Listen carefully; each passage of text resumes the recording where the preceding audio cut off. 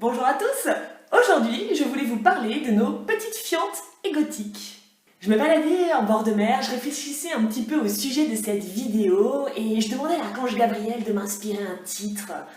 Et là, une grosse fiente de mouette est tombée juste devant moi et je me suis dit, cool, j'aime bien ce titre, fiente égotique. Bah, c'est un peu ça, hein, quand on y réfléchit, l'ego, il fout la merde. Fiente égotique. Lui, c'est Rude, mon ego. Son objectif, c'est de me protéger, mais pour cela, il n'hésite pas à me descendre et à me dévaloriser. On va te prendre pour une starbée. Et hop, une petite disquette histoire de te couper l'herbe sous les pieds. C'est ce que j'ai également appelé dans une autre vidéo aussi la conscience de pauvre. J'aime pas trop, hein, que tu m'appelles conscience de pauvre. Attends, là, tu veux t'aventurer dans de la nouveauté, là, dans des trucs, ton cœur te dit des choses, tu veux les suivre. On n'est pas bien, là, dans ce confort inconfortable. Attends, on sait où on est, on sait où on va, peut-être pas bien loin, mais au moins, il n'y a pas de prise de risque. Pourtant, la nouveauté, ça a du bon, hein. Surtout quand on ne se sent pas en phase avec ce que l'on fait, surtout lorsqu'on ne se sent pas heureux. Il faut forcément créer un changement pour avoir un autre résultat. Donc il n'y a que la nouveauté pour ça, il faut aller de l'avant. T'as raison, ouais, jette-toi dans le vide, oh, je vole, et pff, tu t'écrases en bas.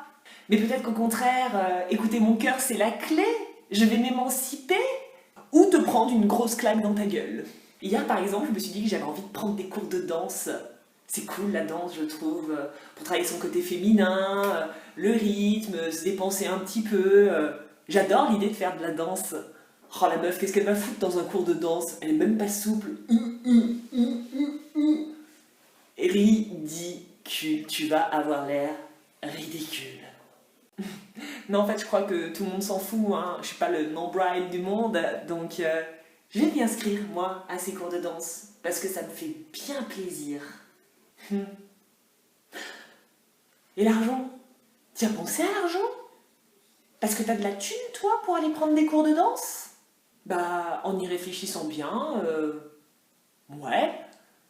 Bah ouais, je vais prioriser, je vais faire quelques petites concessions et ça me fait tellement plaisir de faire des cours de danse que oui, j'ai l'argent pour le faire. Et si le mois prochain il t'arrive une galère, haha, tu feras moins la belle, hein, sur la piste. Bah, pourquoi veux-tu qu'il m'arrive une galère? Y a pas de raison, et puis si jamais ça doit être le cas, bah, je trouverai une solution. On est un peu fatigué là, moi le soir j'aime bien me reposer, on est bien dans le canapé. Tu veux pas qu'on fasse ça l'année prochaine plutôt? Mais non, on va faire ça maintenant. Tu sais très bien, Rude, que si on remet ça à demain, on le fera pas du tout. Alright, j'ai compris. Je te suis. Super, je te remercie. Et en fait, maintenant, il va même falloir que tu m'aides. Car là, j'ai besoin de courage pour aller à ces cours de danse. Je suis un petit peu timide, je suis un petit peu gênée. Donc, il faut que tu m'aides à me souvenir de toutes ces expériences où j'ai fait le pas et où ces expériences ont été concluantes, où ça a fonctionné pour moi. Bien sûr, à deux, on est plus fort. Oui, tu peux le faire. Évidemment que tu peux le faire. Et puis, au pire, qu'est-ce que tu risques?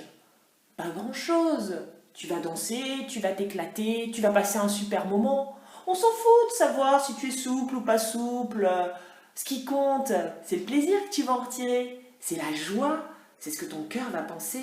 Écoute, Rude, c'est quand même marrant parce que je te trouve hyper changeant. Au début, tu me descends et puis après, finalement, bah, tu viens me soutenir. Je comprends pas trop ton fonctionnement.